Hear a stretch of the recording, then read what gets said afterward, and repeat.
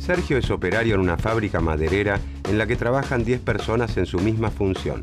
Gracias a las máquinas compradas por Juan Martín, el empresario, producen 5.000 sillas por mes.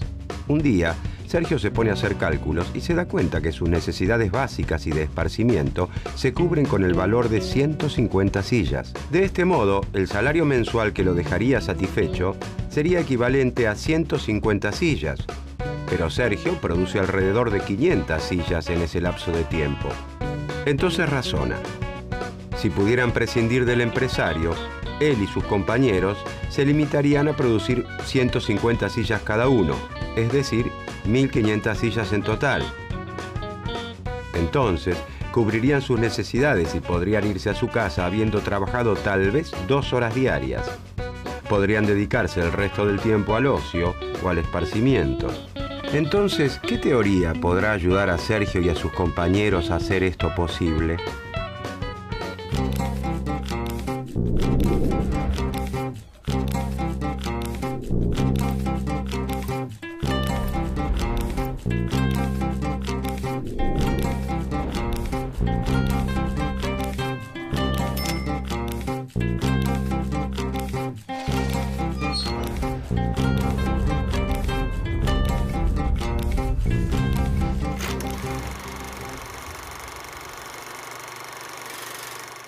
Carlos Marx es uno de los intelectuales más importantes y polémicos de la historia. Nace en Treveris, una ciudad de la actual Alemania, en 1818, en el seno de una familia judía de clase media alta. Estudia Derecho y Filosofía en las universidades de Bonn y Berlín y desde muy joven participa en la vida política alemana. El compromiso político estará presente a lo largo de toda su obra. Buscando comprender al capitalismo, lee, reproduce y comenta las obras de Hegel, Hume y Locke. En 1844 toma contacto con organizaciones de trabajadores industriales y adhiere al comunismo, una vertiente del socialismo que cree que el proletariado llevará a la sociedad a una nueva etapa, aboliendo las relaciones capitalistas de producción y con ellas las clases sociales.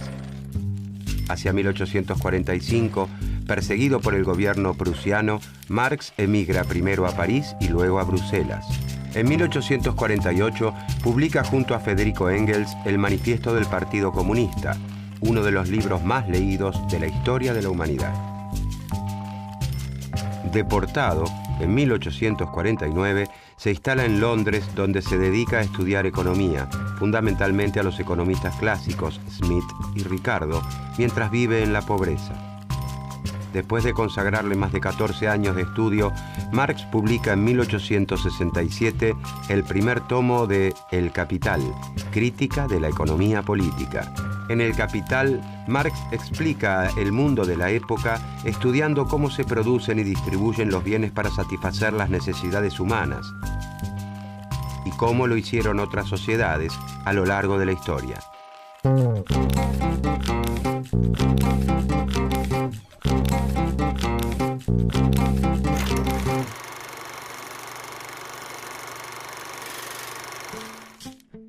La revolución industrial le había permitido a Gran Bretaña incrementar extraordinariamente su riqueza. En ese camino también estaban los Estados Unidos y las principales potencias del continente europeo. Pero a mediados del siglo XIX en Inglaterra, donde se vislumbra el mundo por venir, la prosperidad no llega a las clases bajas. La mayoría de los núcleos urbanos industrializados vive en condiciones de miseria. No hay legislación que proteja a los trabajadores. Las jornadas de trabajo son ilimitadas. El descanso dominical es un precepto que se incumple religiosamente. El trabajo infantil es moneda corriente en aquellas fábricas. Las desastrosas condiciones de higiene son moneda corriente en estos espacios. A medida que la industrialización avanza, los obreros europeos comienzan a tomar conciencia que su esfuerzo cotidiano es el que enriquece a los dueños de las fábricas. El hambre de justicia y el descontento comienzan entonces a reunirse, a identificarse como clase y a organizar formas de protección y ayuda mutua y de protesta y rebelión. surgen los primeros sindicatos y con ellos las primeras huelgas para reclamar el aumento de salarios, la disminución de la jornada laboral y la protección ante accidentes laborales. En 1864 se crea en Londres la primera Asociación Internacional de Trabajadores, conocida como la Primera Internacional.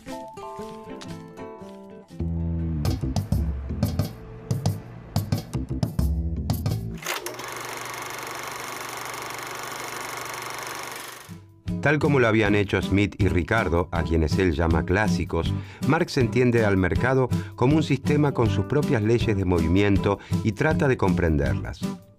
Sin embargo, su visión es muy distinta a la de sus antecesores, que veían al mercado como la organización social óptima para guiar la producción y distribución de bienes en cualquier sociedad.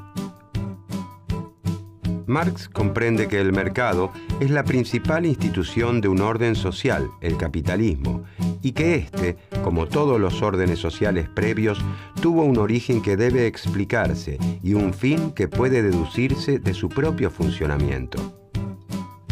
En el capitalismo, las decisiones de producción, empleo o comercio ya no están dictadas por ningún faraón, emperador o autoridad religiosa, sino por la actividad autónoma y desorganizada de empresarios que toman sus decisiones buscando obtener la mayor ganancia posible. Para ello, contratarán trabajadores que deberán producir de acuerdo a lo que decida el empresario, ya que en su gran mayoría no cuentan con más alternativa que vender su propia fuerza de trabajo para subsistir. Marx escribe mucho más que un tratado de economía. Lo que pretende es desarrollar una herramienta para la liberación de los trabajadores de todas las cadenas del sistema capitalista, en el que no solo son explotados, sino que constantemente limita su capacidad de desarrollo intelectual y afectivo.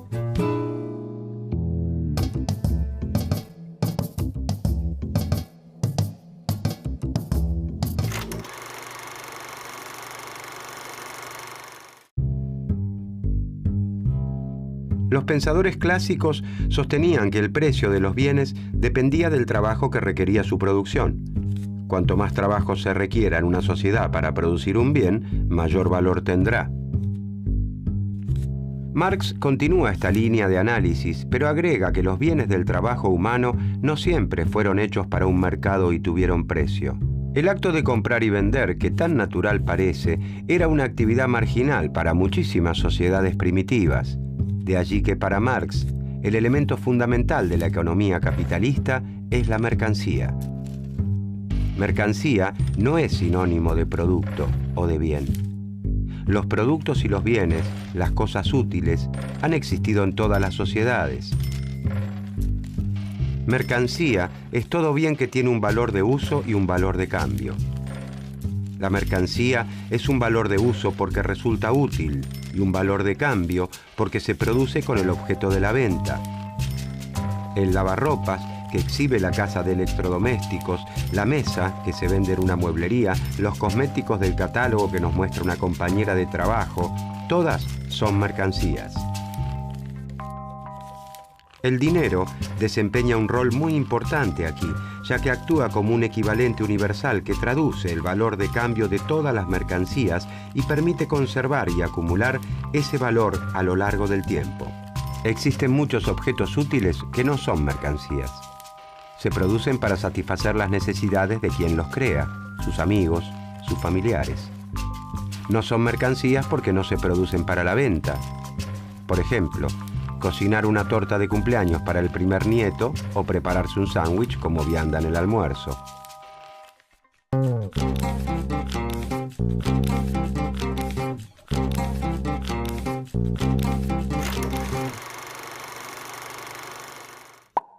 ¿Por qué 2 lapiceras que cuestan 15 pesos cada una pueden cambiarse a través del dinero por una remera que cuesta 30 pesos?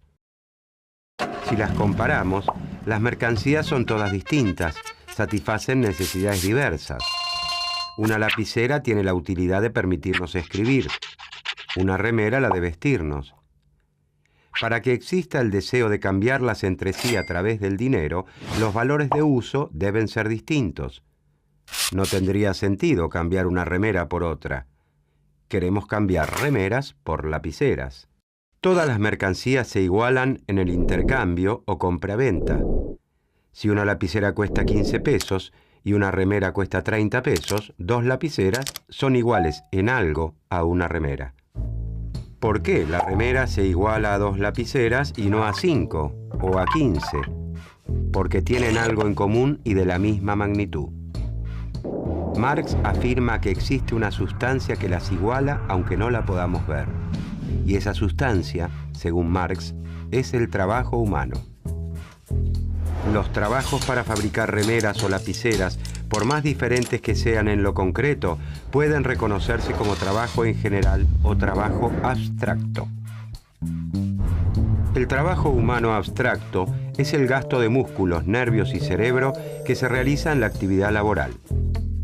Cuando dos valores de uso se igualan como mercancía, dejan de lado sus cualidades materiales diversas y los trabajos concretos que le dieron origen y queda en pie una única característica.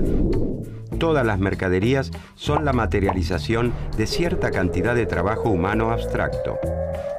Cuanto más trabajo humano abstracto se necesita para producir un bien o servicio, mayor valor tendrá como mercancía. El valor de la mercancía, dice Marx, depende del tiempo de trabajo socialmente necesario para la producción, determinado por la situación promedio de la técnica en esa industria. No depende del tiempo particular que se destinó a la producción de una mercancía específica, sino del promedio social. Si el promedio de tiempo socialmente aceptado para fabricar una lapicera es de 15 minutos y los trabajadores de una empresa la confeccionan en 20 minutos, la lapicera seguirá costando 15 pesos por unidad. Pero se habrá incrementado en este caso el costo de producción, porque deberá pagar mayores salarios que lo que paga en promedio la industria y, por lo tanto, ese empresario verá reducida su ganancia.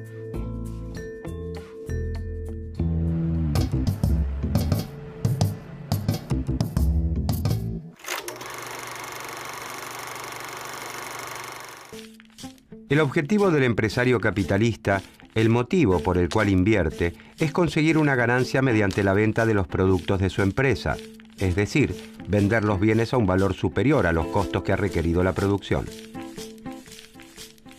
Marx afirma que en el sistema capitalista, la producción implica la explotación del trabajador por parte del capitalista.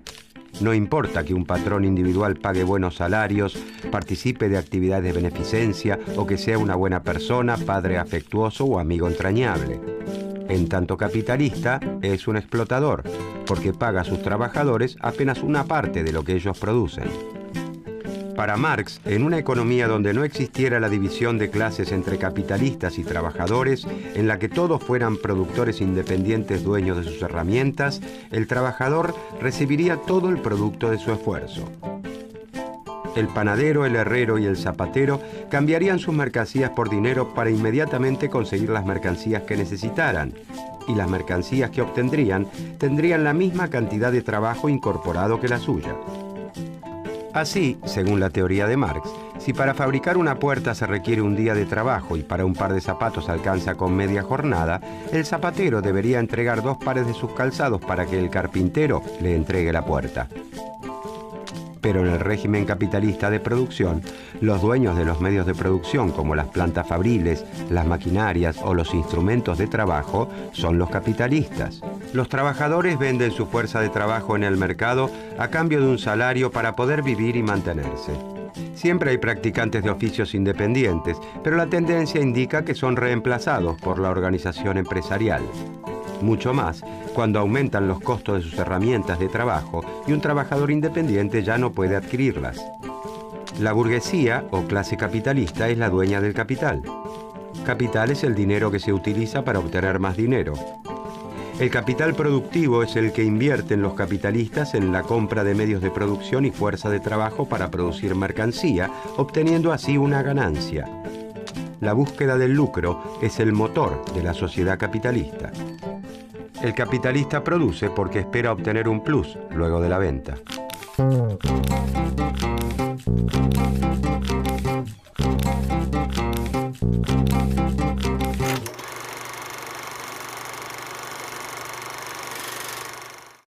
Para producir sus mercancías, venderlas en el mercado y obtener una ganancia, el capitalista destina parte de su capital, llamado por Marx capital constante, a adquirir maquinarias e instrumentos de trabajo y otra, denominada capital variable, a contratar obreros. Para que el capitalista pueda contratar un obrero, el trabajador debe poder disponer libremente de su fuerza de trabajo y no poseer máquinas ni materias primas. El trabajador solo cuenta con su fuerza de trabajo para vender en el mercado y garantizar así su subsistencia. El salario que el capitalista le paga al trabajador es entonces el precio de la fuerza de trabajo.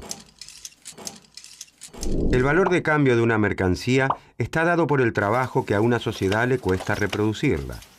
Consecuentemente, el valor de la fuerza de trabajo equivale a lo que un obrero necesita para mantener sus fuerzas y poder volver a trabajar al mes siguiente. El valor de la fuerza de trabajo se obtiene sumando los costos en alimento, vestido, vivienda, salud y educación necesarios para que un trabajador conserve sus fuerzas, mantenga a su familia y, sobre todo, continúe trabajando. Sin embargo, para Marx, la fuerza de trabajo no es una mercancía como todas las demás, sino que tiene una característica única, la capacidad de crear valor. Las máquinas o hasta los robots más modernos y sofisticados no tienen la capacidad de crear valor, según la teoría de Marx, sino que transmiten a la mercancía parte de su valor de acuerdo al desgaste que sufren en la producción. Solo los seres humanos tenemos la capacidad de crear valor. Entonces el empresario le compra al obrero la capacidad de trabajar por el tiempo que dure la jornada de trabajo a cambio de un salario. Sin embargo, el valor total de todas esas mercancías que obtiene el capitalista es mucho mayor que el salario recibido por el trabajador. La diferencia entre el valor creado por el trabajador y el valor que se le paga como salario es la medida de la explotación, llamada por Marx plusvalía. La plusvalía es la parte no pagada del trabajo del obrero que se apropia el empresario. En esa explotación se basa, según Marx, la ganancia.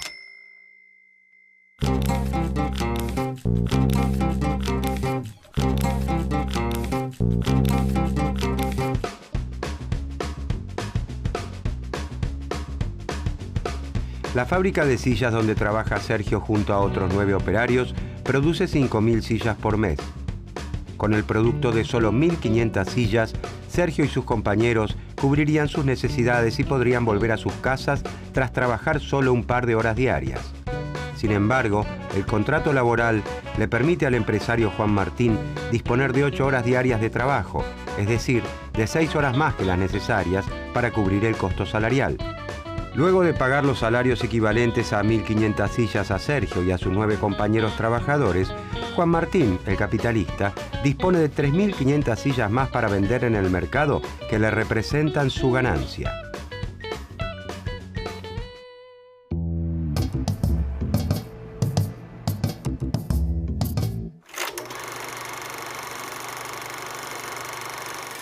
El capitalista obtiene su ganancia solo cuando vende las mercancías producidas. Al empresario no le interesa producir lo que necesita la sociedad, sino lo que puede venderse en el mercado. Esa es la demanda. Al momento de tomar la decisión de cuánto producir, el éxito de los resultados es un riesgo, pero el empresario trata de calcular cuánto podrá vender en base a sus expectativas. Tampoco sabe a qué precio se venderán sus mercancías. Todo es incertidumbre para el capitalista. Esta forma de organizar la producción hace difícil que coincidan la oferta y la demanda de los distintos bienes. Los empresarios recién se darán cuenta si fue buena su estimación una vez que están en el mercado. Por eso es muy frecuente que sobren muchos bienes producidos. Cuando esto les ocurre simultáneamente a muchos capitalistas, estamos ante las llamadas crisis de realización o de sobreproducción. Entonces, al ver que no pudieron vender sus mercancías, los empresarios ajustan sus expectativas, contraen su producción para el año siguiente, despiden trabajadores, realizan menos inversiones, desencadenando una crisis de mayor o menor magnitud según el caso.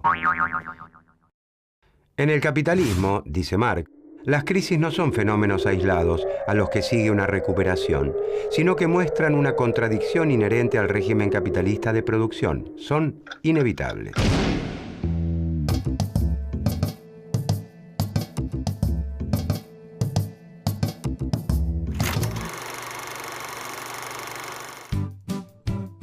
Marx es un gran analista de la sociedad capitalista. Percibe la potencia productiva del capitalismo junto con la desigualdad creciente que engendra mientras se desarrolla. Reconoce que el sistema funciona a la par del enfrentamiento de grupos antagónicos. Los conflictos y tensiones sociales adquieren un rol central en su análisis. Para Marx, la paz y la supuesta armonía social que ve el teórico Adam Smith son ficticias. Donde hay relaciones de dominación, habrá inevitablemente conflicto. En esta lucha, la clase dominante pugna por mantener su situación de dominio, mientras la dominada lucha por liberarse de la explotación. Este conflicto, para Marx, es el motor de la historia. La sociedad se transforma por la lucha de clases. De este modo, en la sociedad capitalista, los trabajadores están destinados a ser los sepultureros del capitalismo. Si bien las interpretaciones marxistas acerca de cómo ocurriría el fin del capitalismo son muchas, Marx, personalmente, se dedicó a explicar en qué elementos del sistema se hallaban las contradicciones y se negó a hacer futurología. Después de Marx, ya no puede hablarse de un orden natural en la economía como lo presentaban los clásicos. Su análisis histórico y político impregnará completamente el estudio de la economía de aquí en adelante.